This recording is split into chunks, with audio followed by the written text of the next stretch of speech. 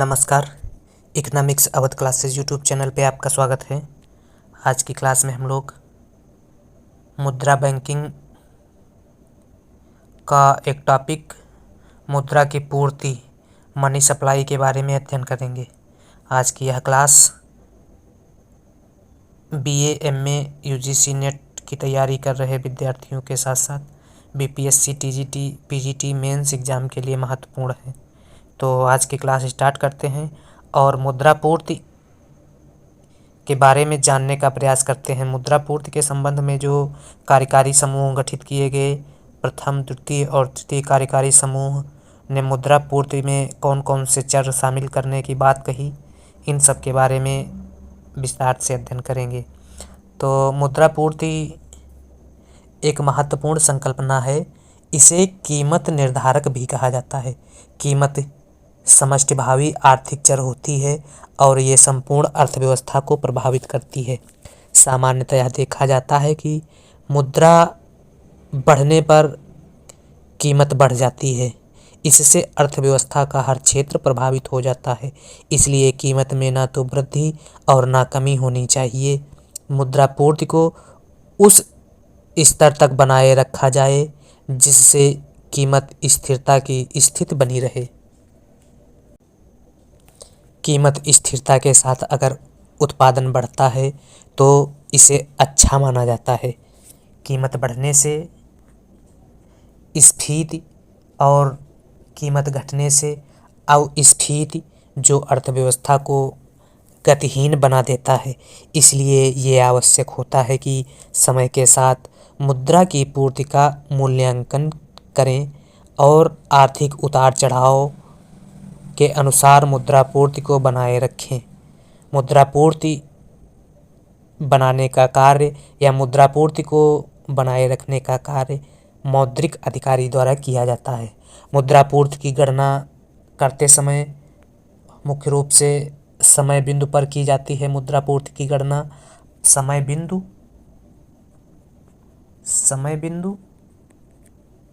अर्थव्यवस्था, मुद्रा की मात्रा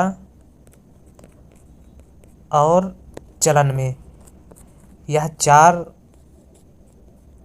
बातों को मिलाकर मुद्रा पूर्ति को डिफाइन किया जा सकता है। एक निश्चित समय बिंदु में समय की बात आई। निश्चित समय बिंदु में किसी अर्थव्यवस्था में जो मुद्रा की मात्रा प्रचलन में बनी रहती है वही मुद्रा की पूर्ति है। इसकी गणना समय बिंदु पर की जाती है, इसलिए इसे स्टॉक कहा जाता है। राजकीय कोषागार, आरबीआई की तिजोरी में रखी गई मुद्रा की पूर्ति का हिस्सा नहीं है, क्योंकि यह मुद्रा चलन में नहीं है, अर्थात इस मुद्रा का प्रचलन वेग नहीं है। इसलिए राजकीय कोषागार एवं आरबीआई की तिजोरी में बंद मुद्रा को मुद्रा पूर्ति का हिस्सा नहीं माना जाता है। अब मुद्रा पूर्ति के संबंध में समय समय पर आरबीआई द्वारा कार्यकारी समूह का गठन किया गया और उन समूहों ने मुद्रा पूर्ति के संबंध में कौन कौन से घटकों को शामिल किया जाए, इनका निर्धारण किया। 1947 में भारत में मुद्रा की माप सिर्फ यम से की जाती थी, या एम को मुद्रा पूर्ति कहा जाता था। एम में शामिल होता था चलन में करेंसी अर्थात सी प्लस व्यापारिक बैंकों का जमाओ शामिल किया जाता था। एम में सी प्लस व्यापारिक बैंकों के जमाओं को शामिल किया जाता था। उसके बाद मुद्रा पूर्ति के संबंध में आरबीआई द्वारा 1964 में एक कार्यकारी समूह का गठन किया गया। इस समूह ने मुद्रा की पूर्ति के संबंध में मुद्रा पूर्ति में जो शामिल किए गए घटकों को लिया, उसमें C plus D plus OD को शामिल किया। सी चलन में करेंसी थी, डी डिमांड डिपॉजिट मांग में जमा और अदर डिपॉजिट को मुद्रा पूर्ति में शामिल किया गया। अन्य जमाओं में कंपनियों की जमाओं को शामिल किया जाता है। तो C plus D plus OD मुद्रा की पूर्ति का जो कार्यकारी समूह प्रथम था, उसने करेंसी प्लस मांग जमा प्लस अन्य जमाओं को मुद्रा की पूर्ति में शामिल किया। इसके बाद मुद्रा की पूर्ति के संबंध में सेकंड कार्यकारी समूह आरबीआई द्वारा गठित किया गया, जिसके अध्यक्ष एएम घोष को बनाया गया और इस समिति ने 1977 में अपनी रिपोर्ट आरबीआई को सौंपी। इस समूह ने तरलता के अंश के आधार पर मुद्रा पूर्ति के 4 माप प्रस्तुत किए। M1, M2, M3 और M1 को मुद्रा पूर्ति के रूप में शामिल किया। M1 में सेकंड कार्यकारी समूह ने क्या क्या शामिल किया, तो इसमें C plus DD plus OD को शामिल किया, जिसमें C लोगों के पास करेंसी जिसमें चलन में पत्र मुद्रा, रुपये तथा छोटे सिक्कों को शामिल किया गया। DD में सभी व्यापारिक तथा सरकारी बैंकों के पास मांग जमाओं को शामिल किया गया। OD में आरबीआई के पास अन्य जमाओं को शामिल किया गया, जिसमें कंपनियों के जमाओं को शामिल किया गया। OD में आरबीआई के पास अन्य जमाएं जिसमें कंपनियों के जमाओं को शामिल किया गया। M2 में क्या क्या शामिल किया गया, M2 में M1 प्लस पोस्ट ऑफिस की जमाओं को शामिल किया गया, जिसमें राष्ट्रीय बचत पत्र, किसान विकास पत्र, इंदिरा विकास पत्र तथा PPF भी शामिल है। M3 में M1 प्लस व्यापारिक बैंकों की समय जमाओं को शामिल किया गया और M4 में M1 प्लस सभी वित्तीय संस्थाओं की कुल जमाओं को शामिल किया गया, जिसमें डाकघर प्लस गैर बैंकिंग वित्तीय मध्यस्थ संस्थाओं की जमाएं शामिल हैं। डाकघर की जो जमाएं शामिल हैं उसमें राष्ट्रीय बचत पत्र, किसान विकास पत्र, इंदिरा विकास पत्र तथा PPF को शामिल नहीं किया गया है। तो इस प्रकार से द्वितीय कार्यकारी समूह ने जो मुद्रा के पूर्ति के संबंध में अपने विचार दिए, उनमें M1, M2, M3 और M4 को शामिल किया गया, जिसमें M1 को पूर्ण तरल मुद्रा, संकीर्ण मुद्रा या लघु मुद्रा कहा गया। M3 को व्यापक मुद्रा कहा गया। क्यों व्यापक मुद्रा कहा गया? क्योंकि M3 में पोस्ट ऑफिस की जमाओं को शामिल नहीं किया गया। M3 में सिर्फ M1 और व्यापारिक बैंकों की जमाओं को शामिल किया गया है और M4 को सबसे अतरल मुद्रा माना गया। M1 तरल मुद्रा, M3 व्यापक या बृहद मुद्रा, M4 सबसे अतरल मुद्रा माना गया। M1 से M4 की तरफ जाने पर तरलता में कमी आती है। M1 से M4 की तरफ जाने में तरलता में क्या हो रही है? कमी हो रही है। और M4 से M1 की तरफ जाने पर तरलता में वृद्धि हो रही है।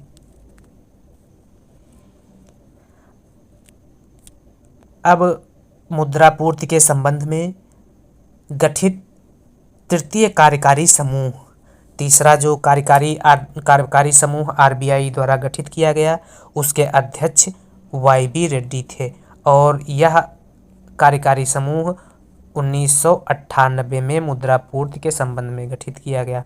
प्रथम कार्यकारी समूह 1964, द्वितीय कार्यकारी समूह 1977 और तृतीय कार्यकारी समूह 1978 में गठित किया गया। यह तीनों जो समूह हैं वह आरबीआई द्वारा गठित किए गए। AM घोष 1977 द्वितीय कार्यकारी समूह के अध्यक्ष थे और 1998 है तृतीय कार्यकारी समूह। तृतीय कार्यकारी समूह जो 1998 में गठित किया गया, इसके अध्यक्ष YB रेड्डी थे। अब तृतीय कार्यकारी समूह ने मुद्रा की पूर्ति को नए ढंग से परिभाषित किया तथा इन्होंने मुद्रा की पूर्ति मापने के लिए 2 समुच्चय बताए, जिन समुच्चयों में मौद्रिक समुच्चय एवं तरलता समुच्चय को शामिल किया। मौद्रिक समुच्चय में M1, M0,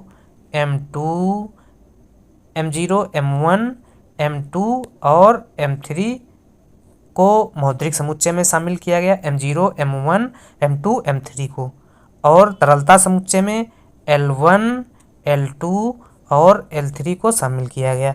तो यह क्वेश्चन पूछा जा सकता है एग्जाम में कि किस कार्यकारी समूह ने मुद्रा पूर्ति को परिभाषित करने के लिए मौद्रिक समुच्चय एवं तरलता समुच्चय का प्रयोग किया। तो तृतीय कार्यकारी समूह 1998 में गठित किया गया, जिसके अध्यक्ष YB रेड्डी थे और इन्होंने मुद्रा की पूर्ति मापने के लिए मौद्रिक समुच्चय एवं तरलता समुच्चय का प्रयोग किया। सेकंड कार्यकारी जो समूह था, उन्होंने मौद्रिक समुच्चय के आधार पर जो मुद्रा पूर्ति मापने का चर निर्धारित किए थे वह M1, M2, M3 और M4 द्वारा निर्धारित किए गए। YB रेड्डी समूह ने M1 को M0 बना दिया, M2 को M1 बनाया, M3 को M2 बना दिया और M4 को M3 बना दिया। इसके अलावा L1, L2 और L3 समुच्चयों का प्रयोग YB रेड्डी समिति, जिसका गठन 1998 में किया गया था, ने किया। अब मौद्रिक समुच्चय में M0 क्या है और कौन कौन से घटक M0 में शामिल किए गए। M0 को आरक्षित मुद्रा कहा गया, जिसमें C प्लस व्यापारिक बैंकों द्वारा RBI के पास रखी गई आरक्षित जमा CRR प्लस SLR को शामिल किया गया। M0 आधार मुद्रा, रिजर्व मुद्रा, मुद्रा पूर्ति का सबसे बड़ा निर्धारक माना गया। M0 को आधार मुद्रा माना गया, रिजर्व मुद्रा माना गया और मुद्रा पूर्ति का सबसे बड़ा निर्धारक माना गया। M0 आरक्षित मुद्रा के दो प्रभाव मुद्रा की पूर्ति पर पड़ते हैं। जैसे अगर चलन में जनता में चलन में जो करेंसी है वह बढ़ गई है तो इससे बैंक जमा कम हो जाएगी, साख सृजन कम हो जाएगा, मुद्रा की पूर्ति कम हो जाएगी।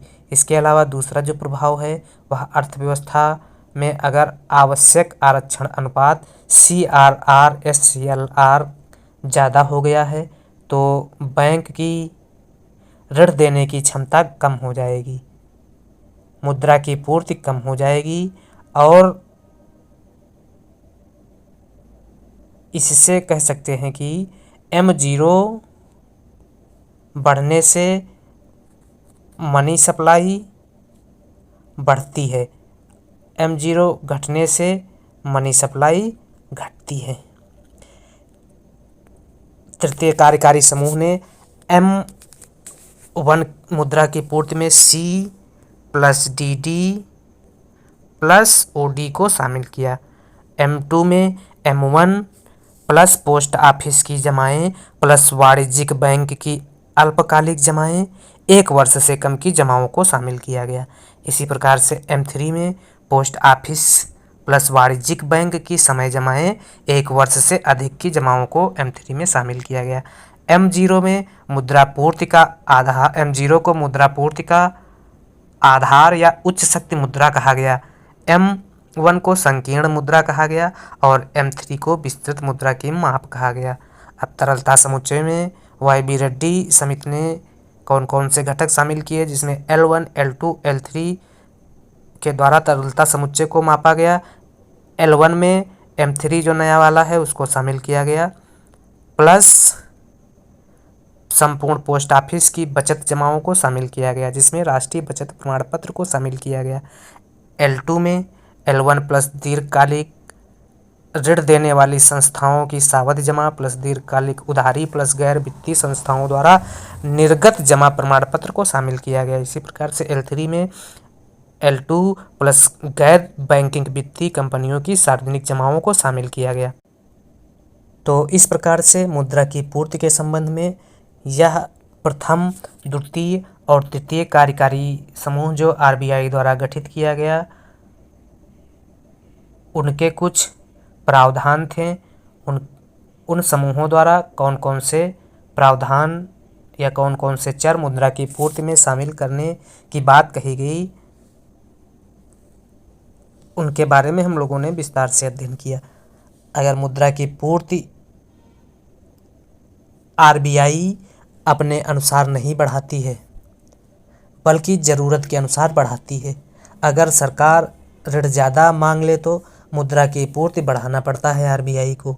जिस हिसाब से आय उत्पादन हो उस हिसाब से मुद्रा की पूर्ति बढ़ानी चाहिए, लेकिन भारत में आय उत्पादन की वजह से मुद्रा की पूर्ति नहीं बढ़ती है। आय उत्पादन एवं मुद्रा की पूर्ति में वृद्धि अलग अलग ढंग से भारत में होती है,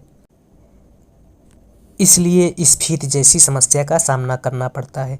अगर सरकार आरबीआई से ज़्यादा ऋण मांगे, बैंकिंग क्षेत्रों को ज़्यादा पैसा आरबीआई दे, औद्योगिक प्रतिष्ठानों को अधिक पैसा दे, विदेशी मुद्रा की आवाक अधिक हो जाए, तो ऐसी स्थिति में मुद्रा की पूर्ति बढ़ जाती है।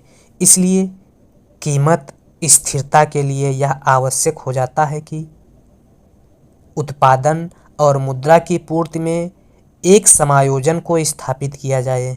लेकिन अर्थव्यवस्था इतनी बड़ी होती है कि सब कुछ एक साथ समायोजित नहीं हो पाता, जिससे असंतुलन उत्पन्न होता है और स्फीति जैसी समस्याएं उत्पन्न होती हैं। तो यह विस्तार से जानकारी थी मुद्रा पूर्ति मनी सप्लाई के संदर्भ में।